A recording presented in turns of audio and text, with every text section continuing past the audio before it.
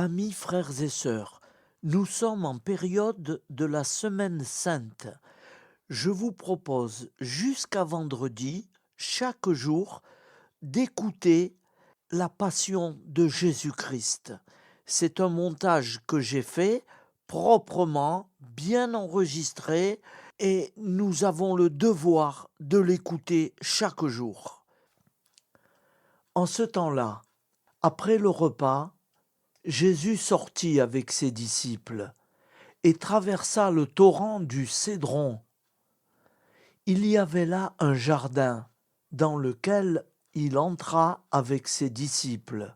Judas, qui le livrait, connaissait l'endroit lui aussi, car Jésus et ses disciples s'y étaient souvent réunis. Jésus, avec un détachement de soldats, ainsi que des grands envoyés par les grands prêtres et les pharisiens, arrive à cet endroit. Ils avaient des lanternes, des torches et des armes.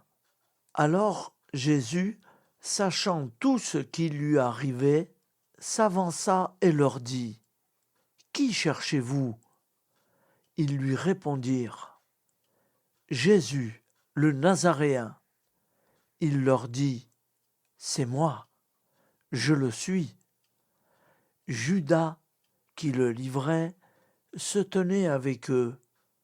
Quand Jésus leur répondit : « C'est moi, je le suis », ils reculèrent et ils tombèrent à terre. Il leur demanda de nouveau : « Qui cherchez-vous ? » Ils dirent : « Jésus, le Nazaréen. » Jésus répondit : « Je vous l'ai dit, c'est moi, je le suis. Si c'est bien moi que vous cherchez, ceux-là, laissez-les partir. » Ainsi s'accomplissait la parole qu'il avait dite : « Je n'ai perdu aucun de ceux qui m'a donné. » Or, Simon-Pierre avait une épée, il la tira, frappa le serviteur du grand prêtre et lui coupa l'oreille droite. Le nom de ce serviteur était Malchus.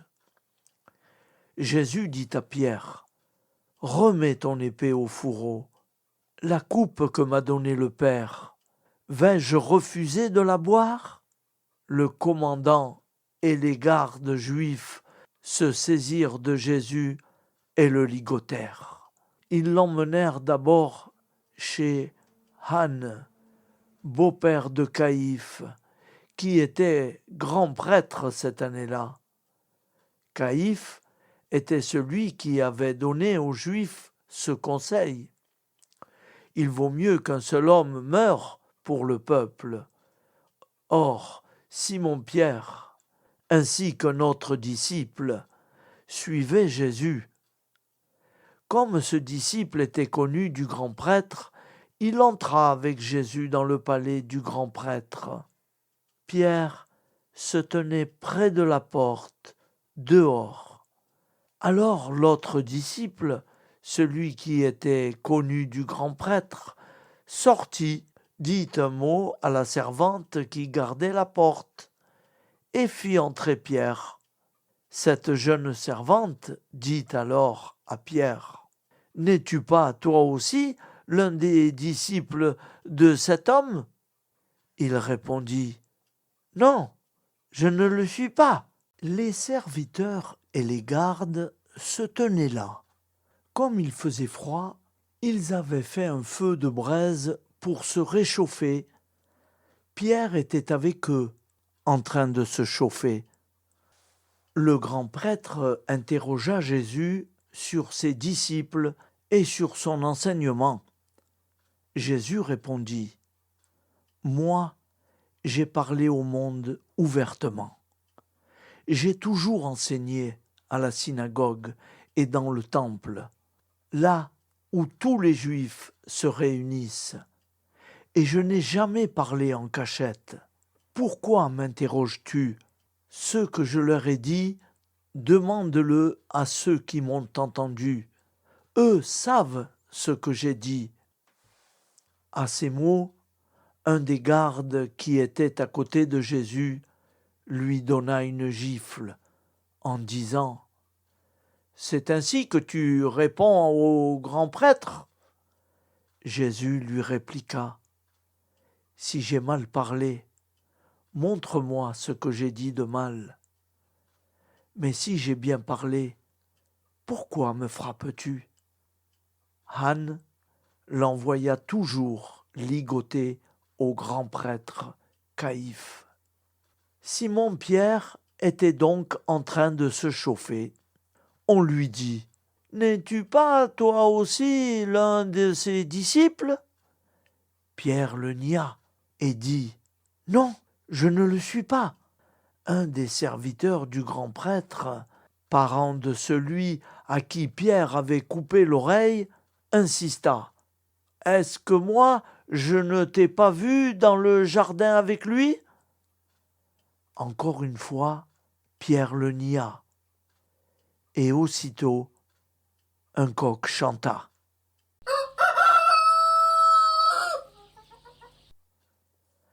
Alors, on emmène Jésus chez Caïphe, au prétoire. C'était le matin. Ceux qui avaient amené n'entrèrent pas dans le prétoire pour éviter une souillure et pouvoir manger l'agneau pascal.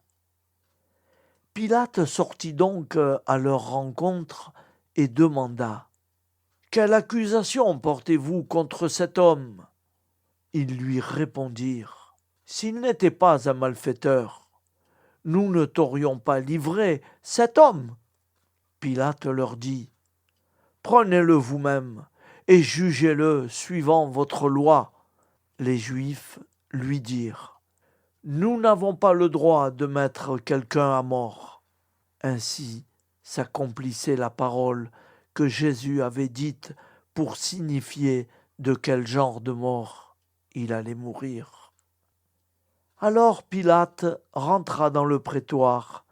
Il appela Jésus et lui dit : « Es-tu le roi des Juifs ? » Jésus lui demanda : « Dis-tu cela de toi-même, ou bien d'autres te l'ont dit à mon sujet ? » Pilate répondit : « Est-ce que je suis juif, moi ? Ta nation et les grands prêtres t'ont livré à moi. Qu'as-tu donc fait ? » Jésus déclara : « Ma royauté n'est pas de ce monde. Si ma royauté était de ce monde, j'aurais des gardes qui se seraient battus pour que je ne sois pas livré aux Juifs. En fait, ma royauté n'est pas d'ici. » Pilate lui dit : « Alors, tu es roi ? » Jésus répondit : « C'est toi-même qui dis que je suis roi. Moi, je suis né, je suis venu dans ce monde pour ceci, rendre témoignage à la vérité. Quiconque appartient à la vérité, écoute ma voix. » Pilate lui dit : « Qu'est-ce que la vérité ? » Ayant dit cela, il sortit de nouveau à la rencontre des Juifs, et il leur déclara : « Moi, je ne trouve en lui aucun motif de condamnation. Mais chez vous, c'est la coutume que je vous relâche quelqu'un pour la Pâque. Voulez-vous donc que je vous relâche le roi des Juifs ? » Alors ils répliquèrent en criant : « Pas lui, mais Barabbas !» Or, ce Barabbas était un bandit. Alors Pilate fit saisir Jésus pour qu'il soit flagellé. Les soldats tressèrent avec des épines une couronne qu'ils lui posèrent sur la tête. Puis ils le revêtirent d'un manteau de pourpre. Ils s'avançaient vers lui et ils disaient : « Salut à toi, roi des Juifs !» Et ils le giflaient. Pilate, de nouveau sorti dehors, et leur dit : « Voyez, je vous l'amène dehors pour que vous sachiez que je ne trouve en lui aucun motif de condamnation. » Jésus donc sortit dehors, portant la couronne d'épines et le manteau pourpre. Et Pilate leur déclara : « Voici l'homme, ecce homo. » Quand ils le virent, les grands prêtres et les gardes se mirent à crier : « Crucifie-le! Crucifie-le » Pilate leur dit : « Prenez-le vous-même et crucifiez-le. Moi, je ne trouve en lui aucun motif de condamnation. » Ils lui répondirent : « Nous avons une loi, et suivant la loi, il doit mourir parce qu'il s'est fait fils de Dieu. » Quand Pilate entendit ces paroles, il redoubla de crainte. Il entra dans le prétoire et dit à Jésus : « D'où es-tu ? » Jésus ne lui fit aucune réponse. Pilate lui dit alors : « Tu refuses de me parler à moi ? Ne sais-tu pas que j'ai le pouvoir de te relâcher et pouvoir de te crucifier ? » Jésus répondit : « Tu n'aurais aucun pouvoir sur moi si tu ne l'avais pas reçu d'en haut. C'est pourquoi celui qui m'a livré à toi porte un péché plus grand. » Dès lors, Pilate cherchait à le relâcher, mais des Juifs se mirent à crier : « Si tu le relâches, tu n'es pas un ami de l'empereur. Quiconque se fait roi s'oppose à l'empereur. » En entendant ces paroles, Pilate amena Jésus au dehors. Il le fit asseoir sur une estrade, au lieu dit le dallage en hébreu, Gabbatha. C'était le jour de la préparation de la Pâque, vers la 6e heure, environ midi. Pilate dit aux Juifs : « Voici votre roi. » Alors ils crièrent : « À mort, à mort, crucifie-le » Pilate leur dit : « Vais-je crucifier votre roi ? » Les grands prêtres répondirent : « Nous n'avons pas d'autre roi que l'empereur. » Alors il leur livra Jésus pour qu'il soit crucifié. Ils se saisirent de Jésus, et lui-même, portant sa croix, sortit en direction du lieu dit le crâne ou calvaire, qui se dit en hébreu Golgotha. C'est là qu'ils le crucifièrent, et 2 autres avec lui, un de chaque côté, et Jésus au milieu. Pilate avait rédigé un écriteau qu'il fit placer sur la croix. Il était écrit : « Jésus, le Nazaréen, roi des Juifs. » Beaucoup de Juifs lurent cet écriteau, parce que l'endroit où l'on avait crucifié Jésus était proche de la ville, et que c'était écrit en hébreu, en latin et en grec.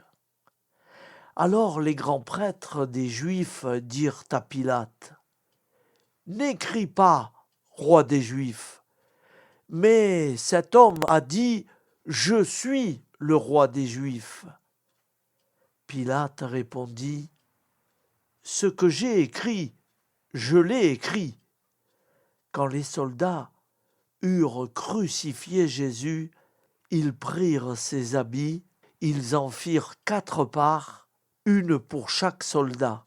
Ils prirent aussi la tunique.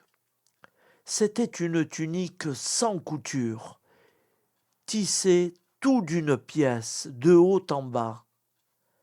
Alors ils se dirent entre eux : « Ne la déchirons pas, désignons par le sort celui qui l'aura. Ainsi s'accomplissait la parole de l'Écriture. Ils se sont partagés mes habits, ils l'ont tiré au sort, mon vêtement. C'est bien ce que firent les soldats. Or, près de la croix de Jésus se tenait sa mère et la sœur de sa mère, Marie, femme de Cléophas, et Marie-Madeleine. Jésus, voyant sa mère et près d'elle le disciple qu'il aimait, dit à sa mère, « Femme, voici ton fils. » Puis il dit au disciple, « Voici ta mère. » Et à partir de cette heure-là, le disciple l'a pris chez lui. Après cela, sachant que tout désormais était achevé, pour que l'Écriture s'accomplisse jusqu'au bout, Jésus dit, « J'ai soif. » Il y avait là un récipient plein d'une boisson vinaigrée. On fixa donc une éponge remplie de ce vinaigre à une branche d'hysope et on l'approcha de sa bouche. Quand il eut pris le vinaigre, Jésus dit, « Tout est accompli. » Puis, inclinant la tête, il remit l'esprit. Faire un peu de silence.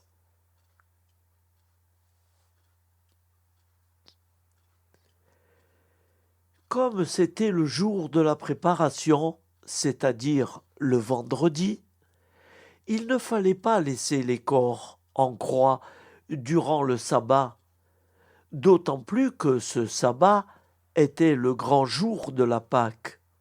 Aussi les Juifs demandèrent à Pilate qu'on enlève les corps après leur avoir brisé les jambes.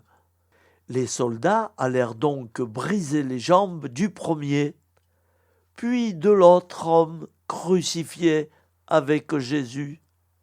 Quand ils arrivèrent à Jésus, voyant qu'il était déjà mort, ils ne lui brisèrent pas les jambes. Mais un des soldats, avec sa lance, lui perça le côté, et aussitôt il en sortit du sang et de l'eau. Celui qui a vu rend témoignage, et son témoignage est véridique. Et celui-là sait qu'il dit vrai, afin que vous aussi vous croyiez. Cela, en effet, arriva pour que s'accomplisse l'Écriture. Aucun de ces os ne sera brisé. Un autre passage de l'Écriture dit encore, « Ils lèveront les yeux vers celui qu'ils ont transpercé. » Après cela, Joseph d'Arimathie, qui était disciple de Jésus, mais en secret par crainte des Juifs, demanda à Pilate de pouvoir enlever le corps de Jésus. Et Pilate le permit. Joseph vint donc enlever le corps de Jésus. Nicodème, celui qui, au début, était venu trouver Jésus pendant la nuit, vint lui aussi. Il apportait un mélange de myrrhe et d'aloès, pesant environ 100 livres. Ils prirent donc le corps de Jésus, qu'ils lièrent de linge, en employant les aromates selon la coutume juive, d'ensevelir les morts. À l'endroit où Jésus avait été crucifié, il y avait un jardin, et, dans ce jardin, un tombeau neuf, dans lequel on n'avait encore déposé personne, à cause de la préparation de la Pâque juive. Et comme ce tombeau était proche, c'est là qu'ils déposèrent Jésus. Acclamons la parole de Dieu. Louange à toi, Seigneur Jésus. Au nom du Père et du Fils et du Saint-Esprit. Amen. Notre Père, qui es aux cieux, que ton nom soit sanctifié, que ton règne vienne, que ta volonté soit faite sur la terre comme au ciel. Donne-nous aujourd'hui notre pain quotidien. Pardonne-nous nos offenses, comme nous pardonnons aussi à ceux qui nous ont offensés.